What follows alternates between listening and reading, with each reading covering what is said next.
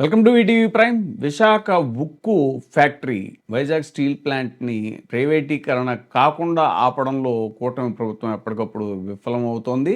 పదే పదే కేంద్రం నుంచి రకరకాల చర్యలు ప్రైవేటైజేషన్ చేసే దిశగా జరుగుతున్నా కూడా దాన్ని నిలువరించడం కానీ కనీసం దాని విషయంలో కలగజేసుకోవడం కానీ కూటమి ప్రభుత్వం చేసే ధైర్యం చేయట్లేదు.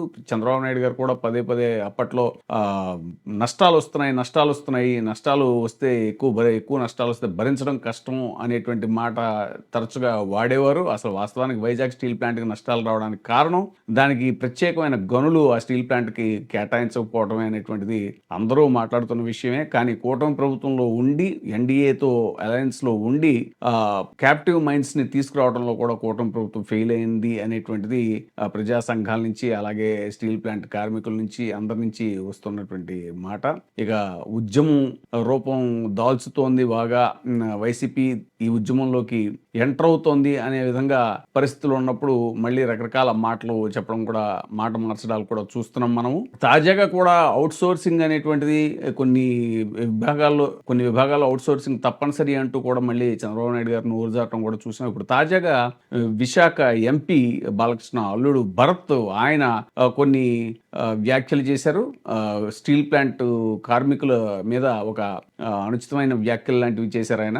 ఆ కార్మిక నేతలు డబ్బులు తీసుకుని ఉద్యోగాలు ఇచ్చారు అని, కార్మికులకు చిత్తశుద్ధి లేదు అని, వారిని నన్ను కలుస్తానంటే నేను వారిని వద్దని చెప్పాను అని ఇలా రకరకాలుగా ఆయన కామెంట్ చేయడం అనేటువంటిది ఇప్పుడు పెద్ద సంచలనంగా మారింది. దీని మీద సర్వత్రా చర్చ జరుగుతుంది. ఆ విశాఖ ఎంపీ భరత్ ఏం మాట్లాడారో ఆయన మాటలను. స్టీల్ ప్లాంట్ని లాభాల లోపల తీసుకెళ్ళాలి. డే 1 నుంచి, ఇప్పటి నుంచే కాదండి, డబ్బులు వచ్చిన ఒక వారం లోపలే నేను కార్మిక నాయకులను కలిసినప్పుడు అప్పుడే వాళ్ళ మాటలు నాకు కొంచెం తేడా కనపడింది. ఏంటి అంటే నాకు కొంత అనిపించేది, ఈ పోరాటం వాళ్ళకి ఆగకూడదు, ఈ పోరాటం నడిస్తేనే వాళ్ళకి ఒక ఉనికి ఉంటుంది అనే ఒక ఆలోచనతో బహుశా కొందరు ఉన్నారేమో అనే ఒక అనుమానం కూడా నాకు అనిపిస్తుంది. ఎందుకంటే స్టీల్ ప్లాంట్ బాగుంటే మాకు అసలు ఇష్యూస్ ఏమీ మేము చేయలేము, మేము లబ్ధి పొందలేమని కొందరు ఆలోచిస్తున్నారేమో. కొందరు నన్ను వచ్చి కలిసేటప్పుడు కూడా నేను వాళ్ళకి చెప్పేవాడిని, మీరు వచ్చి కలిసి నాతో బాగా మాట్లాడుతున్నారు, బయటికి వెళ్ళి మళ్ళీ నన్నే తిడుతున్నారు, అట్లాంటి వాళ్ళు అయితే మీరు నా దగ్గర రామాకండి. మీరు ఈ సమస్య అనేది చాలా పెద్ద సమస్య అనేది ఒకసారి మనం కోరుకుంటే అది వెంటనే పోయే సమస్య కాదు. ఇబ్బందులు ఉన్నాయి, లేవని నేను చెప్పలేను, కానీ ఇబ్బందుల్ని ఎదుర్కోవడానికి ఓపిక ఉండాలి, మనం ఇంకా కష్టపడాలి.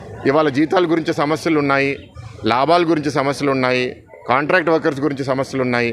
ప్రతి ఒక్కటి కొన్ని దగ్గరలో ఏంటంటే కాంట్రాక్ట్ వర్కర్స్ పేర్లు లిస్టుల్లో ఉండడం కానీ వాళ్ళు పనికి రాకపోవడం, లేకపోతే వాళ్ళని ఏపించడానికి కొందరు కార్మిక నాయకులు డబ్బులు తీసుకుని రాజకీయ ఒత్తిడి పెట్టి వాళ్ళని ఏపించుకుని, ఇట్లా అనేక కారణాల వల్ల స్టీల్ ప్లాంట్ చాలా దెబ్బతింది.